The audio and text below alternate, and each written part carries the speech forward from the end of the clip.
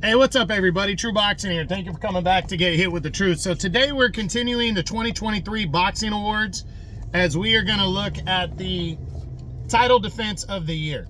Now, before we get into that, if you could smash the like button, leave a comment, or subscribe to the channel, I really do appreciate any and all support that I can get as I continue to build my channel here. So the title defense of the year, this award is pretty, it should be self-explanatory. It's but I need to explain, a title defense to me is not a unification bout. And I know technically when you go in and you have a title, you're defending that title. But I view it as when you're going after another guy's title, you're more of the challenger than you are a defending champion in that fight. So I do not view title unification bouts. I view them as title wins over title defenses. So even though technically it's considered a title defense, I don't count those. So for instance, Terrence Crawford and Errol Spence Jr., that's not on this boxing award video because both guys were champions going into that fight and they were both going after the other guy's title to become undisputed. So for me, that's not a title defense for either guy, in my eyes. So I know maybe some people might not agree, but I think it makes sense. So, again, we start at 122, go all the way to heavyweight with the candidates. I have a top 10. So if a fight made the top 10 finalists, then I will not talk about it. I'll just say, hey, I'm going to talk about that when we go through. So we start with the 122 pounds super bantamweight. There were no successful title defenses, only title wins at 122 this year. So no candidates. 126 featherweight, we had three. First off, top three will make it. Lee Woods, 7th round TKO of Josh Warrington, that's a finalist. So we will discuss that when we get to the top 10. Also at 126 was Luis Alberto Lopez's 5th round TKO of Michael Conlan to retain the IBF title. That's a finalist, so we'll discuss that when we get to the top 10. And then finally, it was Luis Alberto Lopez's 12 round unanimous decision over Joet Gonzalez to retain the IBF title.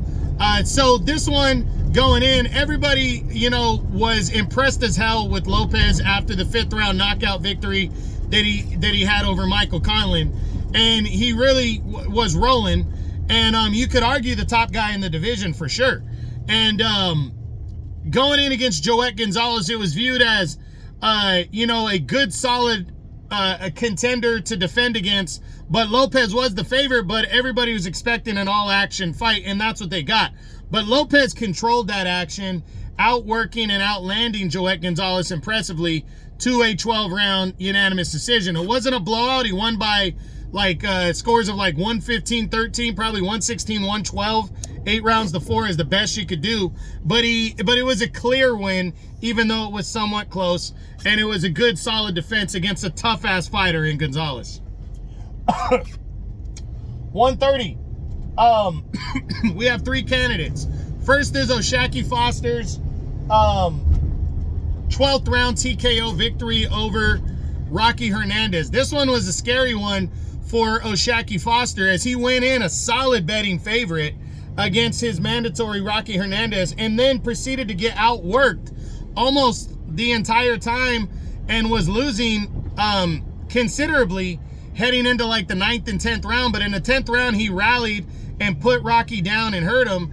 Then it looked like he got hurt, but Foster's conditioning was fantastic. In the 11th round, he just kept plugging away. And then in the 12th round, behind on all scorecards, and if it would have made it to the final bell, he would have lost his title. He went out there and rallied and stopped Rocky Hernandez to retain his WBC title. Almost made it as a finalist. This was a good performance, but the fact that he was losing clearly and had to rally is why he didn't make it. Also, who he was fighting, Rocky Hernandez, on paper wasn't supposed to pose much of a threat to him. Next is Joe Cordina's 12-round majority decision win over Edward Vasquez. Cordina went a solid betting favorite into this fight. I was disappointed in Vasquez as an opponent for Cordina. And Cordina just outworked Vasquez narrowly. It was a close fight, hard fight, but it really, on paper, it shouldn't have been this close. But he did get a 12-round majority decision to retain his title. And the third candidate is Emmanuel Navarrete's 12-round unanimous decision over Oscar Valdez to retain the WBO title. This is a finalist, so we'll discuss it when we get to the top 10. 135 lightweight. First up is Gervonta Davis's 9th round TKO victory over Hector Luis Garcia.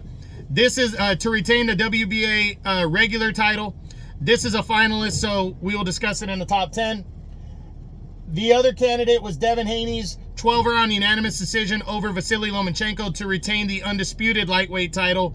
This is a finalist, so we'll discuss it when we get to the top 10.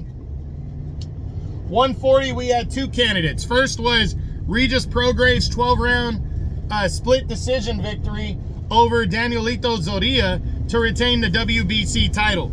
This one was an ugly fight. You know, Prograis was supposed to fight Liam Paro of Australia, but Zorrilla stepped in as a replacement when Paro, I think he couldn't get in the country. I think he had visa issues.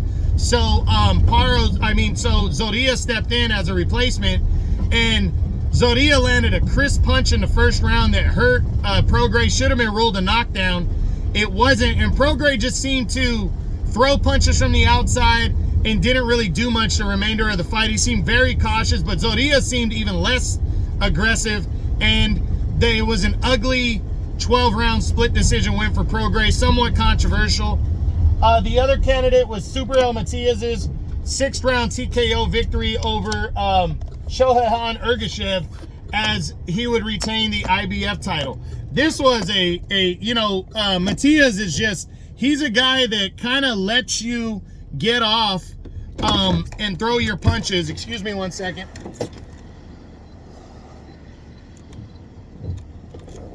He lets you get off and throw a lot of punches to see what you got, and then he takes over like after round 2 or 3. And Ergashev had a high knockout percentage, so it looked like he was affecting Matias early on, but Matias weathered that storm quickly and just broke down and made another guy quit as he retained his title after 6 rounds. Ergashev retired in his corner, and Matias, in dominant fashion, retained his IBF title. 147, no candidates because there wasn't a true title defense in my book. 154, you had one candidate. That was Tim Tszyu's 12-round unanimous decision over Brian Mendoza. That's a finalist. We'll discuss that in the top 10.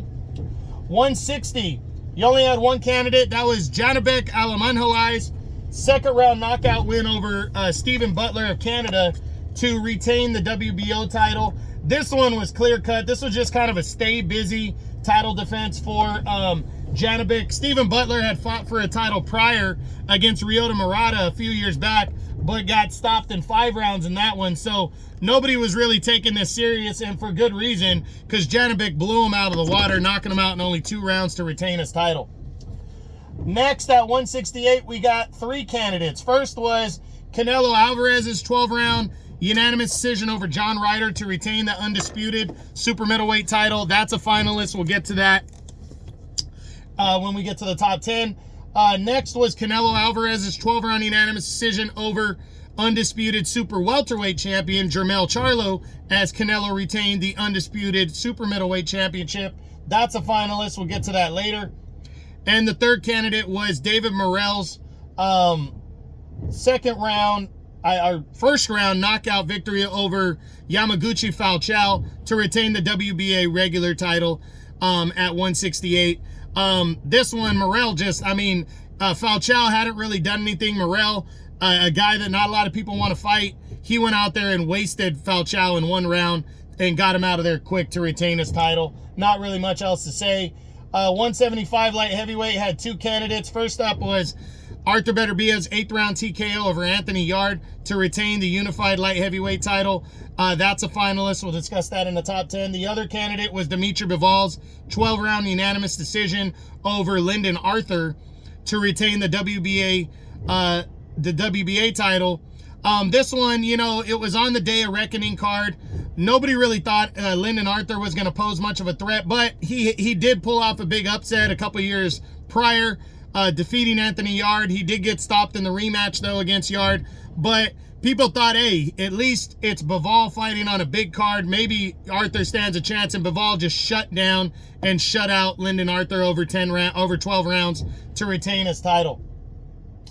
200 pounds, we got the top 3 candidates. First off was Jai Opetaia's 4th round TKO victory over Jordan Thompson of the United Kingdom. Thompson was undefeated, but he was widely unknown. But he was also like 6'6" going in against Opetaia. But Opetaia just classically broke him down and destroyed him in only 4 rounds to retain his IBF title. Pretty simple, easy win.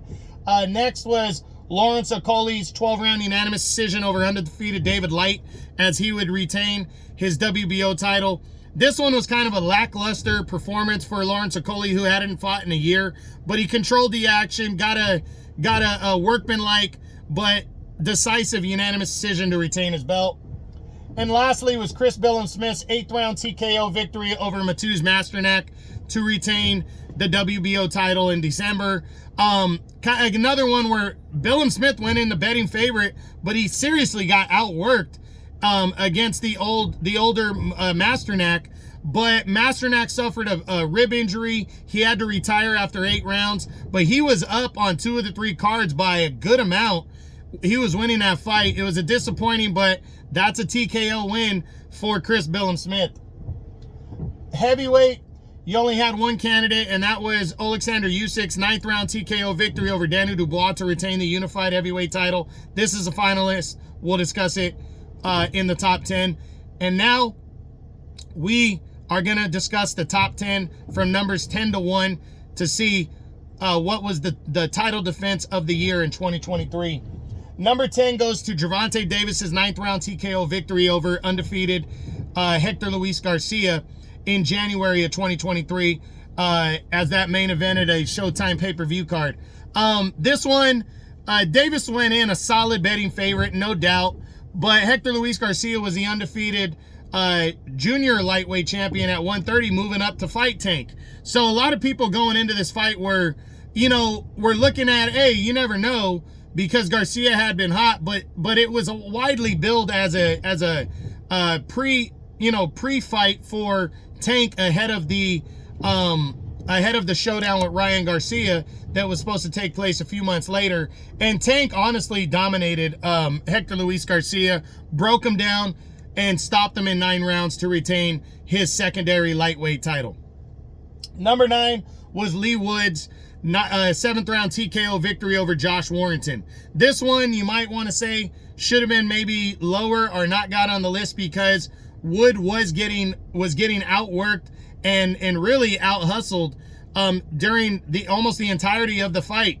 But the knockout, how brutal the knockout was impressive, because again, Josh Warrington was completely outworking Leigh Wood in this fight. Going into the 7th round, I think I had Warrington up 5-1 on the scorecards. But you got to protect yourself, and he got caught with a wicked combination by Wood and stopped in that 7th round, badly hurt and stopped, and Leigh Wood retained his WBA title and then declared himself a super featherweight and moving up. So that was a big time win right there for Leigh Wood to retain the belt. Number 8 goes to Luis Alberto Lopez's 5th round TKO victory over Michael Conlan to retain the IBF featherweight title at 126. Honestly, this fight took place in Ireland, Michael Conlan's home country. Most people, myself included, thought Lopez was traveling over to Ireland to lose that belt. He had pulled off a upset victory over Josh Warrington 5 months earlier to capture the IBF title, but Michael Conlan, had worked himself back from his knockout loss to Leigh Wood the year prior, but he was ahead on all scorecards heading into that 12th round against Leigh Wood before he got stopped. So a lot of people thought Michael Conlan was going to beat Luis Alberto Lopez considerably, and I picked Michael Conlan to win this fight, and Lopez just dominated him from start to finish and landed a brutal uppercut in the 5th round to stop Michael Conlan in his home country as Lopez retained his IBF title impressively. Number 7 goes to Tim Tszyu's 12-round unanimous decision over Brian Mendoza to retain the the WBO super welterweight title at 154. Tim Tszyu had been upgraded to champion, and he had to prove himself, and his first defense was going to be against Brian Mendoza, who pulled off a major upset over Sebastian Fundora earlier in the year. And Tim Tszyu won this fight convincingly. It wasn't, the most impressive victory, but he outworked and out-hustled a game Brian Mendoza. And really, you could argue these guys were like number 2 and 3 in the division at the time when they fought. And Tim Tszyu got a solid 12-round unanimous decision to retain his title. So that's why he made the list. Number 6 goes to Emmanuel Navarrete's 12-round unanimous decision over Oscar Valdez to retain the WBO super featherweight title at 130 pounds. This fight was what had been talked about and wanted since the beginning of the year. It was supposed to happen in February. Valdez had to pull out with an injury. Navarrete went on to win the vacant title against Liam Wilson, and then Valdez returned and defeated Adam Lopez in their rematch to lock down this fight for August. And a lot of people thought this was going to be an all Mexican war. Now, Valdez was competitive, but he got worked in this fight and beat up as Emmanuel Navarrete just broke him down, beat him up over 12 hard rounds, and won a clear-cut unanimous decision and beat up Oscar Valdez to retain the WBO title. This is a great performance. It was Navarrete's best win of his career. Number 5 goes to Canelo Alvarez's 12-round unanimous decision over John Ryder to retain the undisputed super middleweight title. John Ryder was a solid mandatory challenger and a former world title challenger, and he went in against Canelo here. It's a heavy underdog, but Canelo just worked Ryder for 12 rounds, dominated him, putting him down a couple times, broke his nose, beat him up, bloodied and bruised him, and went on to a clean-cut, one-sided 12-round unanimous decision over a solid mandatory top 5 contender to retain his undisputed title. Number 4 goes to Alexander Usyk's 9th-round TKO victory over Daniel Dubois to retain the unified heavyweight title. Daniel Dubois was a solid-ass contender. He's the regular champion in the WBA, and he was coming in against Usyk.